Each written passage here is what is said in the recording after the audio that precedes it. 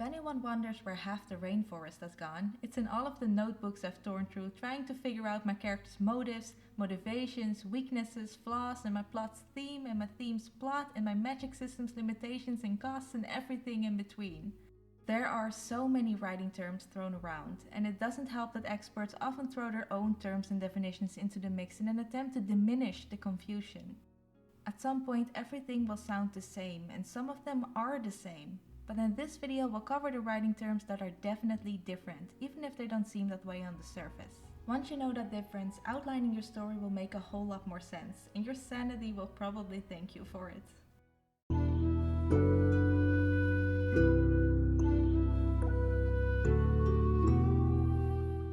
First, we'll take a look at motives and motivation. These terms are often used interchangeably on the presumption that they both refer to the reason behind a decision or course of action. Some even believe that motive is just an abbreviation of motivation. But there is a key difference. A motivation is a willingness of taking action on something. To find your character's motivation, ask yourself, what happens if this person doesn't achieve their goal?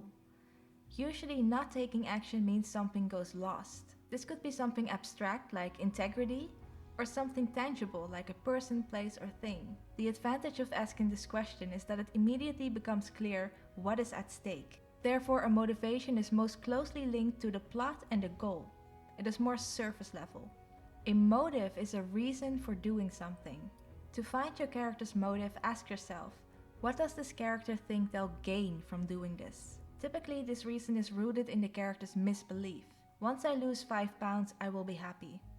Once I finish this last work email, I can relax at home. Once I have $1 million, I can live a good life. Whereas a motivation lies on the surface, a motive digs deep into a character's psyche. A motive is the seed of motivation. Let's see how this works in action. In Breaking Bad spin-off Better Call Saul, Jimmy McGill's motivation for becoming a lawyer is to exceed his more successful older brother Charles, aka Chuck McGill. He's always been living in his brother's shadow, and if he doesn't find a way to prove himself as equal or become even better, then he'll always be a loser. The reason that bothers him so much, his motive, is that growing up he watched his loser father always being taken advantage of by everyone.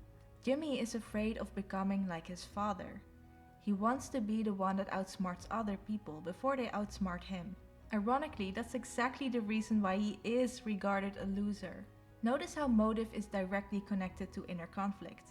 One last example for the anime fans. Naruto's goal is to become the Hokage. If he doesn't, the village will keep looking down on him as the monster that once destroyed their village. His motive, the reason it bothers him to be ostracized, is because he's lonely and he really wants to make friends. He doesn't have a family and other parents are too afraid to let their kids associate with him. In Naruto's case, his motive is very closely related to his wound and backstory. That's where a character's motive is born. And that motive will then inform the motivation and ultimately the goal. And speaking of goals, the next tricky pair we'll look at is goal and desire. Both terms are used to describe a want within the character, something they're striving toward. But again, they're not quite the same. A goal is a specific, measurable ambition with a deadline. The goal is often tangible. That is, we know when the goal has been reached. The goal could take the form of a place, a first date, obtaining an item, finding a piece of evidence or a person, etc. A goal is something the character is usually already working towards at the start of the story. A desire is an inner yearning. This is something intangible. It's the value associated with and buried underneath the goal. If the goal is a first date, the desire is love. If the goal is an item, the value could be a memory associated with that item. Or maybe they needed to save the day, in which case the item symbolizes their desire to be a hero, or to prove themselves worthy. Whereas a desire is often hidden, sometimes even from the character themselves, a goal is revealed right from the start, usually directly or indirectly stated out loud. In Avatar: The Last Airbender, Aang's goal is to defeat the Fire Lord before the comet comes. This is a direct goal stated out loud with a clear deadline. His desire is to preserve his culture, which is built upon values like compassion, passivity, love, and second chances. Notice how these two yearnings clash. Aha, inner conflict. A strong story will have their characters' desires at odds with their goal, and in the end, if it's a comedy, a happy ending story, The protagonist will find some sort of compromise which allows them to achieve their goal while also satisfying their desire. I advise to start with your character's desire because this is what will drive most of their actions, as well as their rebellion against taking action on their goal. The easiest way to find your character's desire is to look at their backstory, specifically their wound and cultural influences. Ask yourself, what kind of trauma do they never want to experience again, otherwise known as their wound? What are their values, based on cultural influences and upbringing? Backstory itself is another term that is often confused with flashbacks. Although one could argue that flashbacks are indeed a part of backstory, they differ in execution. Flashbacks halt the story and throw the reader into a scene-by-scene recalling of events. Backstory is woven into prose and continues the story's momentum. Knowing the difference allows you to control the story's pacing. Consider the following passage from Adam Silvera's They Both Die at the End. Can you identify if this is backstory or a flashback? Dad was a really great storyteller, Matteo said. It sometimes feels like whiplash, like I was walking on the Coney Island beach with him, where he proposed to my mother the first time. The first time? Rufus. I turn around and find him staring in the doorway. Sorry to eavesdrop. I was checking in on you. Don't worry about it. Come in, I say. Elizabeth, this is Rufus. He's my lost friend. I hope he's actually telling the truth. How he wanted to see how I was doing. And not that he's here to say goodbye and suggest we go our separate ways. Rufus leans against the wall with folded arms. So, this proposal? My mother turned him down twice. He said she liked playing hard to get. Then she found out she was pregnant with me, and he got down on one knee in the bathroom and she smiled and said yes. I really liked that moment. I know I wasn't there, but the memory I've created in my head over the years is crystal clear. I don't know exactly what the bathroom looked like, since it was in their first shoebox-sized apartment, but Dad always commented on how the walls were a muted gold, which I always took to mean aged yellow. And he said the floor tiles were checkered. And then there's my mother, who comes alive for me in his stories. In this particular one, she's laughing and crying about making sure I'm not brought into this world a bastard because of her family's traditions. It never would have mattered to me in the long run. The whole bastard thing is stupid anyway. What do you think? Backstory or flashback? Pause the video and take a guess in the comments. Did you guess? Well, the answer is backstory. Notice how the story's momentum didn't stop. This whole glimpse into Matteo's past was delivered as the story continued. Flashbacks are usually introduced by a scene break, sometimes paired with a scene break symbol. However, skilled writers are able to inform the reader that they're heading into a flashback without the use of scene breaks and symbols. Usually only the tense changes to past perfect, like in this passage from Elizabeth Strout's Pulitzer Prize-winning book Olivia Kitteridge. She was glad she had never left Henry. She had never had a friend as loyal, as kind as her husband. And yet, standing behind her son, waiting for the traffic light to change, she remembered how in the midst of it all, there had been times where she had felt a loneliness so deep that once, not so many years ago, having a cavity filled, the dentist's gentle turning of her chin with his soft fingers had felt to her like a tender kindness of almost excruciating depth, and she had swallowed with a groan of longing, tears springing to her eyes. So to determine whether you're reading a flashback or backstory, simply ask yourself, does the main plot continue while this information is delivered? Backstory is also a place where we find another confusing pair of terms, weakness and flaw. A weakness is something that leaves the subject vulnerable, but doesn't have to be a negative trait. An example of a weakness would be a young child, who due to a lack of experience is naive. A flaw is always a negative trait that hurts the subject mentally, physically, or spiritually. An example of a flaw would be ignorance. A weakness can be exploited and is often conscious. A flaw is self-destructive and is always unconscious until the revelation at the end. A strong character has both. Usually the story is about solving the flaw, but not necessarily the weakness. The weakness can be resolved all by itself without actively working for it. If we take the previous example, a kid coming of age is a lot less naive by nature of growing up. They don't have to actively work to change their weakness. A flaw, however, does require active work. Until the character starts changing their behavior, their flaw will continue hurting them by getting in the way of their desire. In The Incredibles, Mr. Incredible has a very obvious flaw. I only wanted to help, and what did you say to me? Fly home, buddy. I work alone. He's afraid anyone will get hurt trying to help him. But by refusing to work with others, he's unable to complete his missions and he begins to doubt himself as a superhero. Flaws are driven by fear. So to find your character's flaw, ask yourself, what is my protagonist's biggest fear? How do they avoid confronting this fear? Weaknesses depend on your character's goal. What would be a weakness in one situation can actually be a strength in another.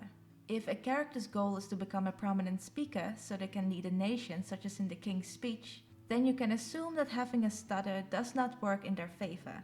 But if their goal is to become a best-selling author, having a stutter won't hold them back much. It could even fuel their writing talent. So to find your character's weakness, ask yourself, what kind of qualities are needed to pull off this goal successfully? What are the opposites of those qualities? In the King's Speech, the king's flaw is not his stutter, but insecurity. His flaw is only a symptom of his deepest fear, which is embarrassment. His weakness is his actual stutter. It's something that will passively improve as he works on his insecurity. It's not stuttering that has to improve, but his confidence, which is what the story is ultimately about. Your plot is there to force the character to work on it. A weakness is not to be confused with limitation either. Here the distinction is easily made. A weakness can be overcome. A limitation cannot be overcome. It would be a mistake to call a deaf character's inability to hear a weakness. Sure, it causes them additional challenges, but it might as well be a strength.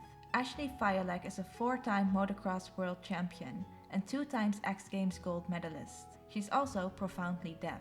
She learned how to shift gears on her bike by feeling the vibrations of the engine, and she looks at the shadows on the ground to see if anyone's behind her. If a limitation can be overcome or cheated, it's not a real limitation.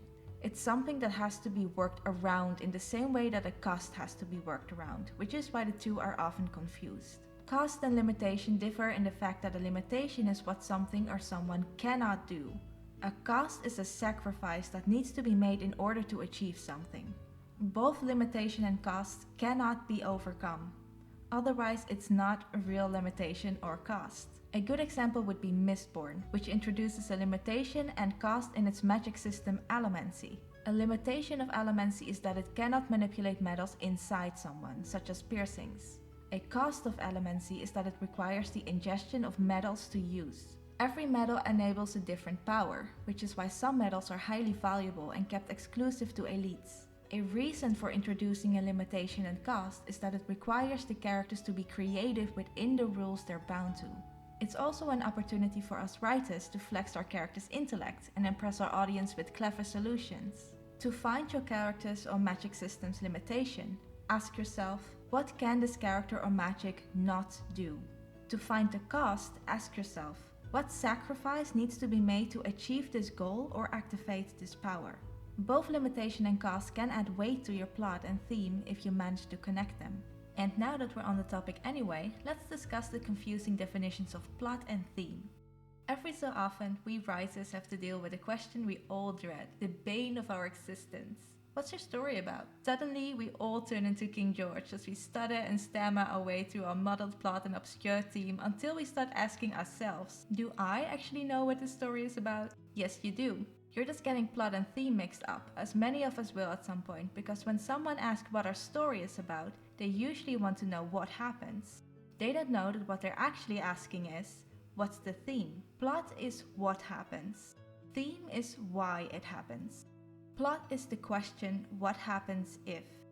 Theme is the answer, this happens because. Whichever way you fill in the blank needs to be based on something you believe to be true about the human experience or the world we live in. I see you rubbing your temples, so let's quickly look at some examples. In Squid Game, the plot follows a group of people with one thing in common, severe debt, during a deadly competition that grants the winner a hefty cash prize on the promise they can pay off all their debt and live a better life. But what the story is really about, the theme, is that the poor and the rich actually have a lot in common. They're both miserable. The story explores how capitalism works against the majority of people while empowering only a handful of elites, but not benefiting either side. It also delves into the dark side of humanity, how far people are willing to go for money. In other words, there are no winners in a capitalist society, because capitalism is by nature an unfair game. To find the theme of your story, ask yourself, how does the protagonist end up solving the main conflict? What does this say about the human experience or the world we live in? And not unimportantly, do I agree with that moral vision? Sometimes we lose ourselves in the climax of the plot, wanting it to be a spectacular Avatar-esque ending, but accidentally betraying our message in the process. So next time someone asks you, what's your story about? Ask them if they want to know what happens or why they should care.